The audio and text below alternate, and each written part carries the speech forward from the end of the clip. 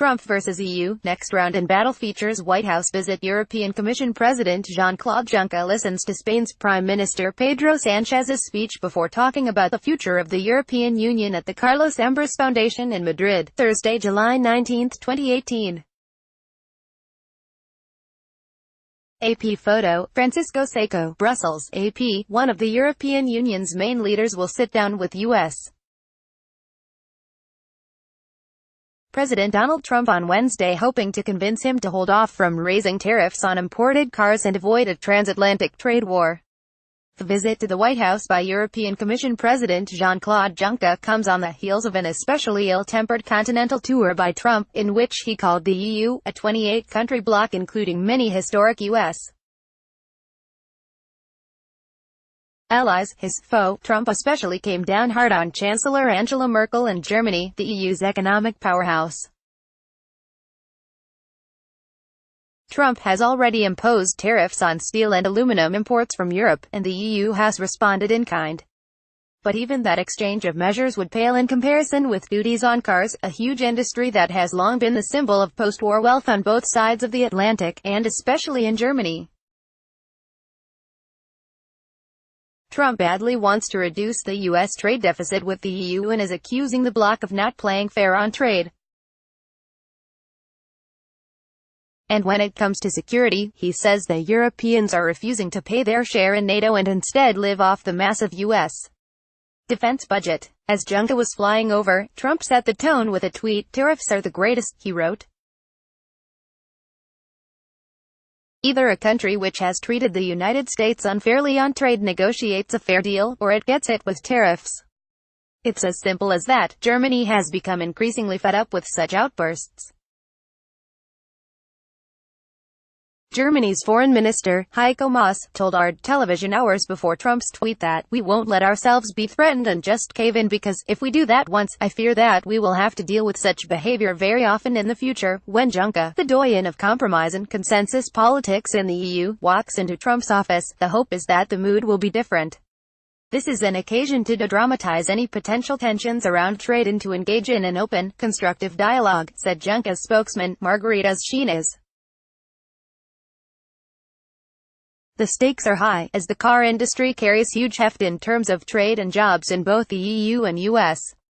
The European Car Federation says that the United States is the #1 destination for EU-built cars, amounting to almost 30% of the total EU export value. It accounts for a quarter of US car imports. If Trump imposes a 25% tariff on imports of cars, trucks and auto parts, it risks dragging us all down to a game of tit-for-tat retaliations that ultimately leave consumers in the U.S. as well as in Europe worse off, said Professor Alexander Matelier of the Egmont Institute think tank. The EU has already told its U.S. counterparts it is preparing a list of countermeasures if the car tariffs are imposed.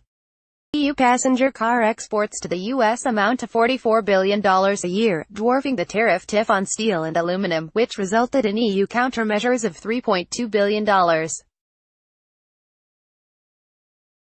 Not only is the EU firmly against the tariffs, but so is the U.S. car industry and many voices in Congress.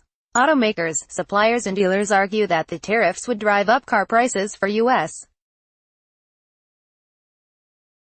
consumers and hurt auto companies by increasing the cost of imported components and invite retaliation from U.S. trading partners. On top of that, the EU also has a huge stake in the U.S. industry, where European companies produce almost 3 million cars a year, accounting for over a quarter of production in the United States. The biggest exporter of U.S.-made cars is a German company, BMW, through its plant in Spartanburg, South Carolina. German producers and supplies employ more than 118,000 people at about 300 plants, and manufacture more than 800,000 vehicles per year in the U.S., with more than half of the cars being exported, said the German Association of the Automotive Industry. Tariffs on the industry could change all that. Open markets are of decisive significance for our involvement in the U.S., said the German Federation's president, Bernhard Matz. Usually, such economic considerations alone would push the sides reach a compromise. But that's not necessarily the case now. Juncker is not bringing any blockbuster offers to Washington, according to a senior European official who briefed reporters on condition of anonymity. Instead, Juncker intends to get a better understanding of what the Trump administration really wants. He will also discuss the possibility of trade talks between major auto-exporting countries and of an EU-US free trade agreement that would reduce trade barriers on industrial products, including autos. Whatever compromise they are looking for, the Trump administration doesn't want mutual concessions, said Edward Alden, senior fellow at the Council on Foreign Relations. It wants unilateral concessions from the EU. Paul Wiseman in Washington and Geir Molson in Berlin contributed to this report. Copyright 2018 The Associated Press. All rights reserved. This material may not be published, broadcast, written or redistributed.